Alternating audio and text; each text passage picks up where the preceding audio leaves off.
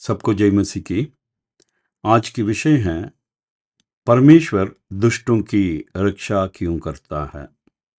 क्योंकि इस पर हम परमेश्वर की मन की इच्छाओं को हम जानना चाहिए, तभी हमारी मन में बार बार जो विचार उठती है परमेश्वर क्यों दुष्टों को रक्षा करता है, सुरक्षित रखता है और आशीष भी करता है, तो इस बात को हम परमेश्वर की ओर से जानने से ये विचार बिल्कुल हमारी मन से, जीवन से हट जाएगी। इसलिए हम वचन की ओर गौर करेंगे। वचन क्या कहती है?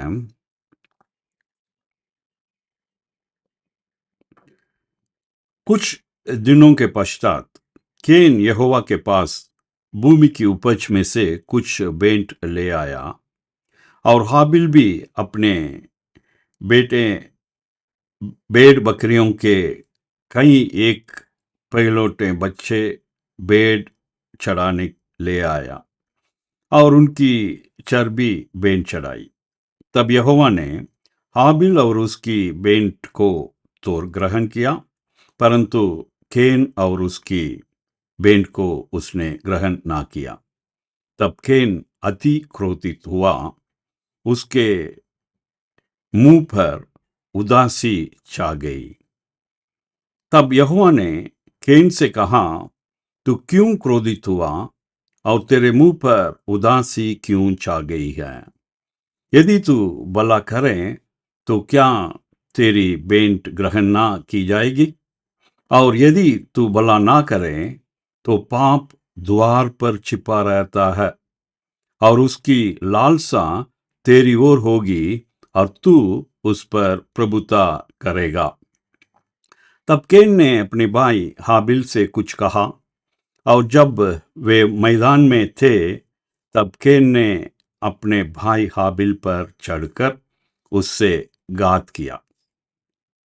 तब यहोवा ने केन से पूछा, तेरे भाई हाबिल कहाँ है?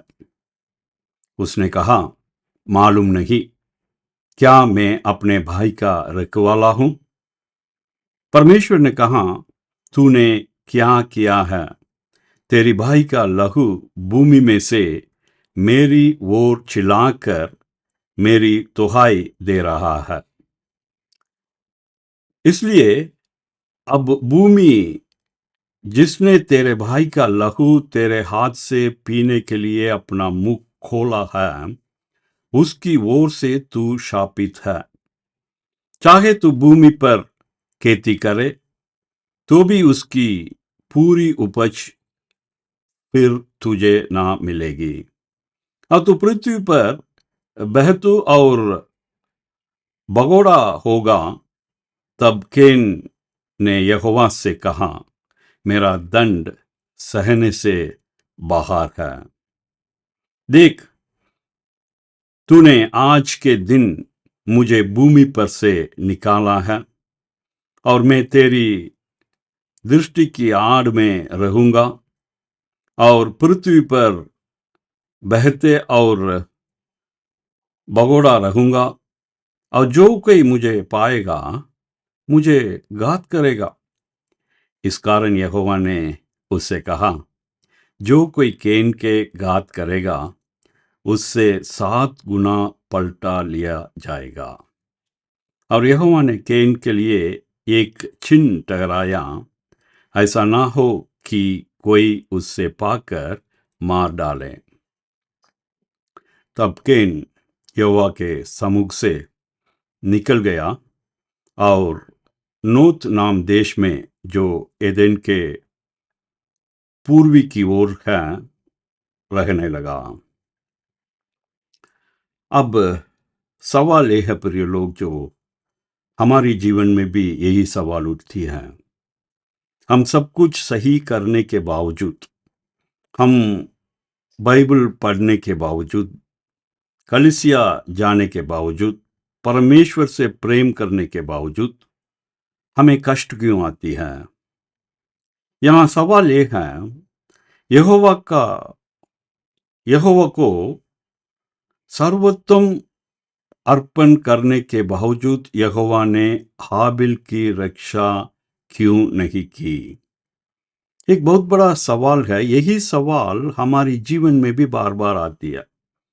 हम परमेश्वर से विश्वास रखते हैं, परमेश्वर से प्रेम करते हैं, परमेश्वर के लिए बहुत कुछ करते हैं, फिर परमेश्वर ने क्यों हमें नष्ट दिलाया? परमेश्वर ने क्यों हमें कष्ट दिया? ये सवाल बार बार हमारे जीवन में उठती रहती है। यहाँ भी यही सवाल है। उसने उत्तम जो बाग को परमेश्वर के लिए भेंट चढ़ाया, परमेश्वर ने उसको स्वीकार भी किया, ग्रहण भी किया, उसके बावजूद उसकी जीवन जा चुकी है। तो परमेश्वर इस हाबिल को क्यों रक्षा नहीं किया? यूहन्ना 11:25 में हमें इसके लिए उत्तर मिलेगा। यीशु ने उससे कहा, पुनरुत्थान और जीवन में ही हूं। जो कोई मुझ पर विश्वास करता है, वह यदि मर भी जाए तो भी जिएगा। फिर लोग इसलिए हाबिल इस धरती पर मर गया, लेकिन स्वर्गीय राज में अनंतकाल जीवन जी रहा है। उसकी लहू में जीवन है। उस लहू के बारे में हम पवित्र शास्त्र में पढ़ते हैं।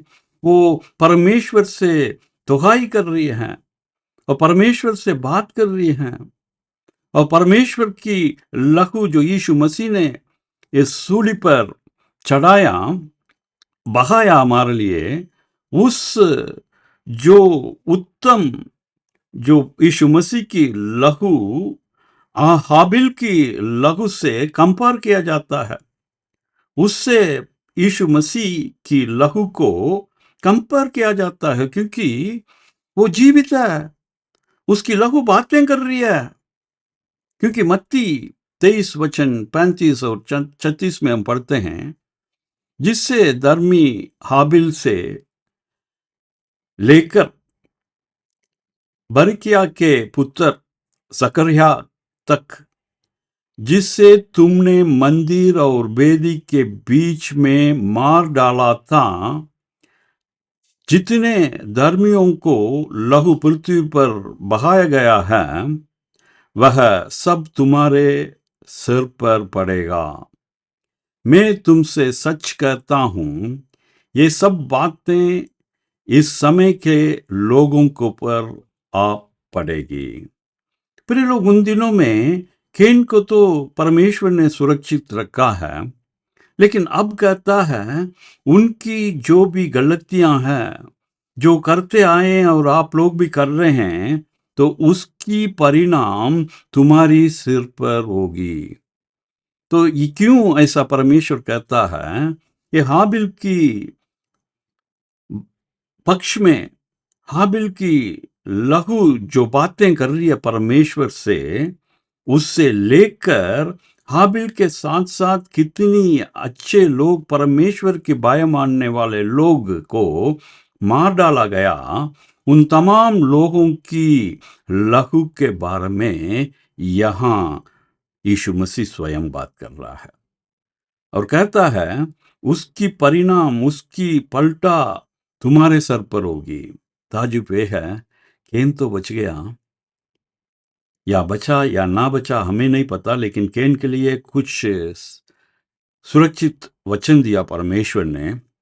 लेकिन अब रहने वाले लोगों से, फिर से गलतियों से ऊपर गलतियां करने वाले लोगों से परमेश्वर ये चेतावनी देता है, वो सभी लहू का उत्तर तुम्हारी सर पर पड़ेगी।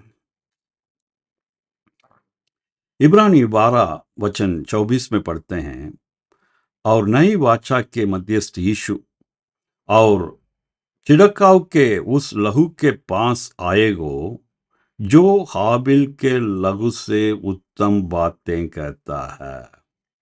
इसका मतलब क्या है? यीशु मसीह की लहू तो उत्तम बातें कहता है, लेकिन साथ साथ जो शुरुआत में बहुत साल पहले जो हाबिल मर चुका था, उसकी लहू भी बातें कर रही है, क्योंकि लहू जीवन है।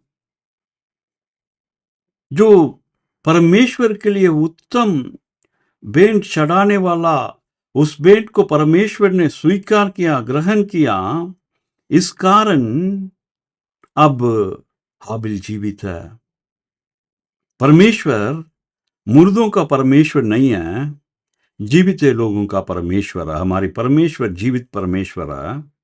वो मुर्दों को परमेश्वर नहीं है, वो जीवित लोगों का परमेश्वर है। इसलिए हमें ज्ञान रखना चाहिए। पहला कुरिन्थियों 15-19 के वचन के आधार पर, यदि हम केवल इसी जीवन में मसीह से आशा रखते हैं तो हम सब मनुष्यों से अधिक अभाग्य है। यदि हमें इस संसार की आशीष चाहिए, इस संसार में लंबी उम्र चाहिए, इन संसार में संतान चाहिए, इन संसार में ऊंचे पद चाहिए, इन संसार में जो कुछ है वो सब मुझे चाहिए, तो ऐसे उसी के लिए हम परमेश्वर से आशा रखते हैं, तो वचन कहता है हम बहुत अभाग्य लोग हैं। धन्य है हम ऐसा नहीं है। हम परमेश्वर के अनुग्रह पाया हुआ, परमेश्वर से क्षमा पाया हुआ उस परमेश्वर की संतान है। अब सवाल यही उठता है, यहोवा ने हत्यारे कैन को सुरक्षा क्यों दी? हत्यार किया उसने, खूनी है, उसको सुरक्षा क्यों दी? भजन संहिता 73 वचन 3 से लेकर 5 तक हम देखते हैं, क्योंकि जब मैं दुष्टों का कुशाल देखता था, तब उन घमंडियों के विषय ढाग करता था, क्योंकि उनकी मृत्यु में वेदनाएं नहीं होती, परंतु उनका बल अटल रहता है। उनको दूसरे मनुष्यों के नाई कष्ट नहीं होता, और मनुष्यों के समान उन पर विपत्ति नहीं पड़ती। तो इन संसार में बुरे लोग, दुष्ट लोग कुशाल जिंदगी जी रहे हैं। दूसरे मनुष्य के नाई परमेश्वर की संतान की समान उनकी ओर विपत्ति नहीं पड़ती। ये भजन संहिता लिखने वाला आसाफ इसके बारे में विचार कर रहा है। ये विचार हम सबकी विचार है। क्यों ऐसा हो रहा है? और आगे इस भजन संहिता को लिखने वाला कहता है, देखो ये तो दुष्ट लोग हैं, तो भी सदा सुभागी रहकर धन संपत्ति बटोरते रहते हैं। निश्चय मैंने अपने हृदय को व्यर्थ शुद्ध किया और अपने हाथों को निर्दोषता में धोया है, क्योंकि मैं दिन भर मार खाता आया हूं और प्रति बोर को मेरी ताड़ना होती आई है। तो ये विचार हम सबके साथ है प्रिय लोग, हम सबके साथ है। और इसके बारे में हम जानना है क्यों ऐसा हो रहा है। हम एसेकिएल 18 वचन 23 में प्रभु परमेश्वर उनकी मन की इच्छाओं को, उनकी दिल में जो पापी लोगों के बारे में विचार है, उसको हम पढ़ेंगे तो हम जान सकेंगे क्यों परमेश्वर उस दुष्टों को सुरक्षित रखता है और आशीष भी करता है। प्रभु यहोवा की यह वाणी है, क्यों मैं दुष्ट के मरने से कुछ भी प्रसन्न होता हूं। प्रभु यहोवा की यह वाणी है, क्या मैं दुष्ट के मरने से कुछ भी प्रसन्न होता हूं? क्या मैं इससे प्रसन्न नहीं होता कि वह अपने मार्ग से फिरकर जीवित रहें? यूहन्ना 3 का 16 वचन कहती है, परमेश्वर अपने प्रेम को इसी तरह प्रकट किया, अपने एक लौते पुत्र को हमारे लिए दिया, ताकि इस संसार में कोई भी नष्ट ना हो, कोई भी नाश ना होए। तो परमेश्वर भी उस बात को ही यहाँ कहता है, दुष्ट दुष्ट रहकर मर जाता है, उसमें मैं प्रसन्न नहीं होता हूं, मैं दुख हो जाता हूं। लेकिन वो उस मन फिराकर धर्मी जन बनकर मरता है तो वो जीवित रहता है। वो मृत्यु नहीं है, वो अनंत काल जीवित रहता है। इसलिए मैं उससे प्रसन्न हूं जो मन फिराकर धर्मी जन होकर परमेश्वर के अनुग्रह से, यीशु मसीह की धर्मी से हम धर्मी जन होकर उस विश्वास से जो मरते हैं तो वो जीवित रहते हैं। तो उसी में मैं प्रसन्न हूं कर परमेश्वर बताता है।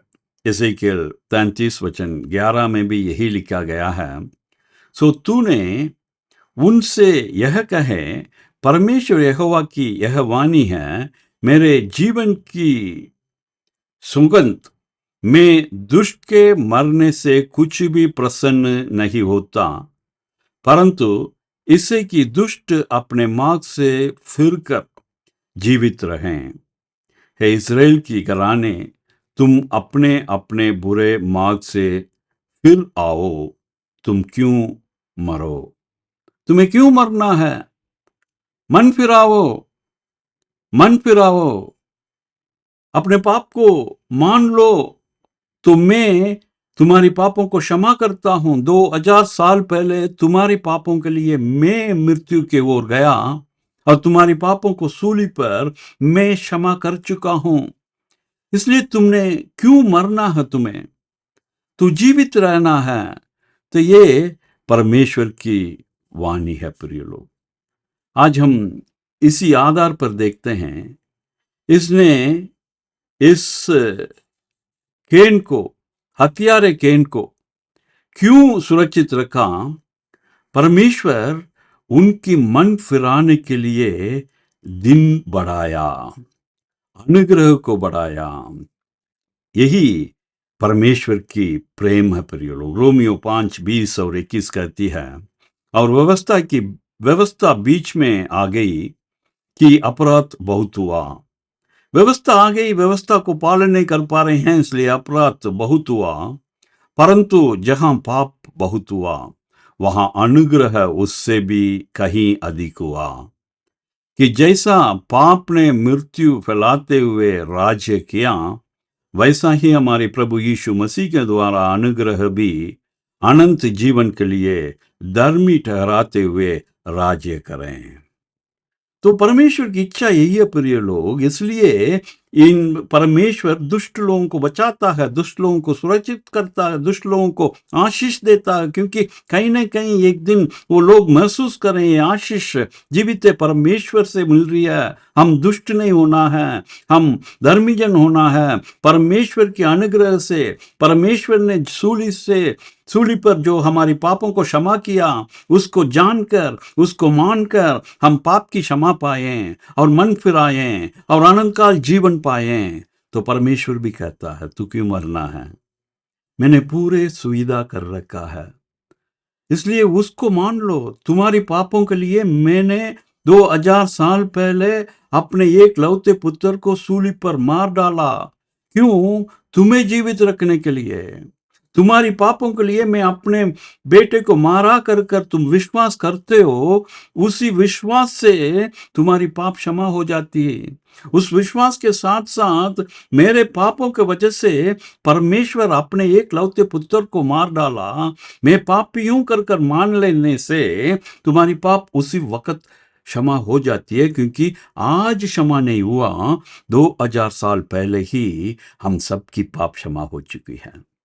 हम उस सत्य को जानना है, सत्य को हम जान लेंगे और सत्य हमें स्वतंत्र करेगा, और उसी के द्वारा हमें पाप की क्षमा हमें ग्रहण होगी। पाप की क्षमा 2000 साल पहले से ही उपलब्ध है। It is available for the past 2000 years। लेकिन उसको हम ग्रहण करना है प्रिय लोग। मैं पापी हूं, मेरे पापों के लिए निर्दोष यीशु मसीह मेरे लिए अनुग्रह से पिता की प्रेम के कारण अपने जीवन दिया। ये सरल बातों को मान लेने से और हमारी पापों को अंगीकार करने से तुरंत पाप की क्षमा हमारे जीवन में मिल जाती है, हमारी मन हल्का हो जाती है। क्यों? जहां पे पाप बढ़ती है वहां परमेश्वर की अनुग्रह बढ़ती है। और जैसे ही पाप के द्वारा मृत्यु बढ़ते गया, हर एक को मृत्यु ने मार डालने के लिए कोशिश किया, लेकिन हमारी प्रभु यीशु मसीह के द्वारा अनुग्रह भी अनंत जीवन के लिए धर्मी ठहराते हुए राज्य करे।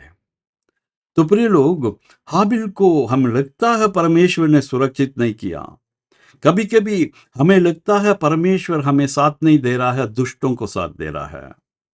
फिर लोग, आज परमेश्वर जो प्रेम करता है अपने एक लौते पुत्र को भी इसलिए संसार में भेजा है ताकि कोई भी आत्मा नष्ट ना होए। उस परमेश्वर के प्रेम को जब आप समझेंगे, आज जो मुश्किलें आप समझ रहे हैं वो मुश्किल नहीं रहा गया। जो आप समझ रहे हैं, जो दूसरी लोग आशीष, दुष्ट लोग आशीष पा रहे हैं, वो आपकी नजर में आशीष नहीं रहेगा। प्रिय लोग, इस सत्य को आज आप जान रहे हैं, तो आज के बाद जो भी आपकी जीवन में है वो सुख में बदल जाएगा। जरूर वो सुख में बदल जाएगा। यूहन्ना 4:22 वचन कहती है, तुम जिससे नहीं जानते उसका भजन करते हो और हम जिससे जानते हैं उसका भजन करते हैं, क्योंकि उधार यहूदियों में से आती है। तो परमेश्वर अपने संतान यहूदियों तो उधार के कारण वो फेल हो गए थे, वो नष्ट हो चुके हैं, लेकिन परमेश्वर हर एक लोगों को अपने प्रेम दिखाया, पाप की क्षमा किया। और उन लोगों के द्वारा हर एक लोग जो संसार में रहते हैं वो लोग भी समझना चाहिए उनकी पाप भी 2000 साल पहले ही क्षमा हो चुकी है।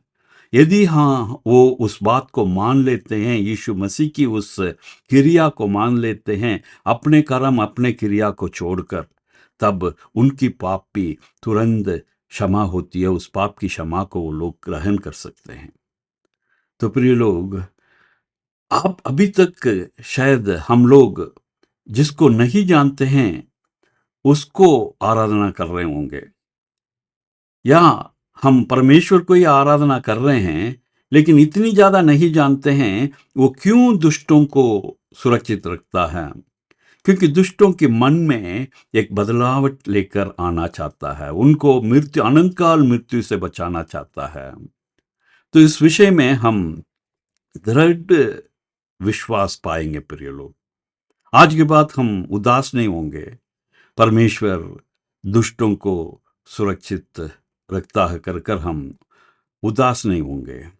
यूहन्ना 1:16 वचन कहती है, क्योंकि यीशु मसीह की परिपूर्णता से हम सब ने प्राप्त किया, अर्थात अनुग्रह पर अनुग्रह है।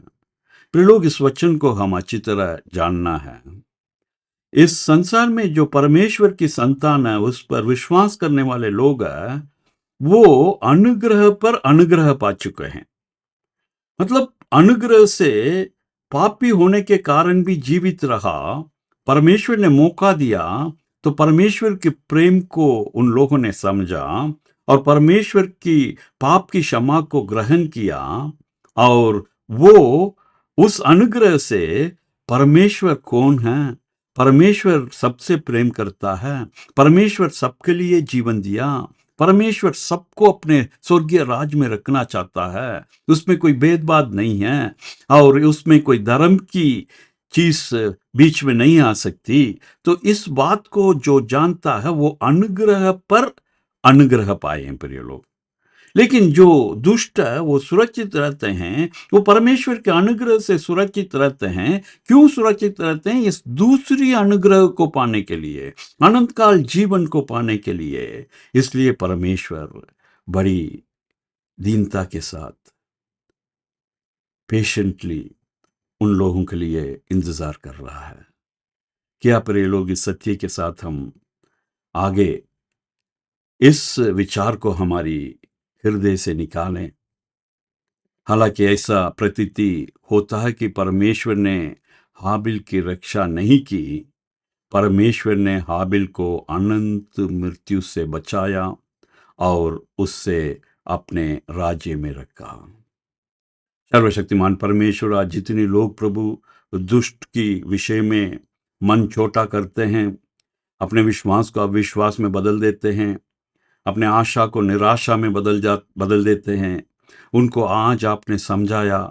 प्रिय परमेश्वर, उन लोगों की मन की परिवर्तन के लिए अपने अनुग्रह से उनके लिए आप बाट जोहते रहते हैं, उनके लिए आप इंतज़ार कर रहे हैं। जैसे ही उनके मन में परिणाम आएगा, परिवर्तन मिलेगा, पाप की क्षमा पाएंगे और वो भी अनंत काल जीवन पाएंगे। लेकिन जो अनंत काल जीवन पाने वाले लोग आपकी संतान हैं, वो इस संसार में रहें या स्वर्गीय राज में रहें, कहीं भी रहें, वो आपके निकट रहेंगे और अनंत काल जिएंगे। तो इस सत्य के साथ हर एक की दुख सुख में बदलने दो, हर एक की परेशानी उसमें हल मिलने दो, हर एक के मन की कलेश में यीशु मसीह आपकी समाधान मिलने दो। हर एक को छुओ और आशीष कर, इस वचन के द्वारा हर एक के हृदय में आप भीतर पहुंचकर उनके हृदय में वास करना शुरू कर। जितने लोग अभी इस परमेश्वर मेरे हृदय में वास करना है कर कर उनको पूरी पूरी इच्छा से उनको बुलाते हैं, पुकारते हैं, यीशु मेरे जीवन में बसो, मेरे हृदय में वास करो। आज परमेश्वर आपकी हृदय में वास कर रहा है। प्रिय लोग, आपकी प्रार्थना, हमारी प्रार्थना सुनी गई है।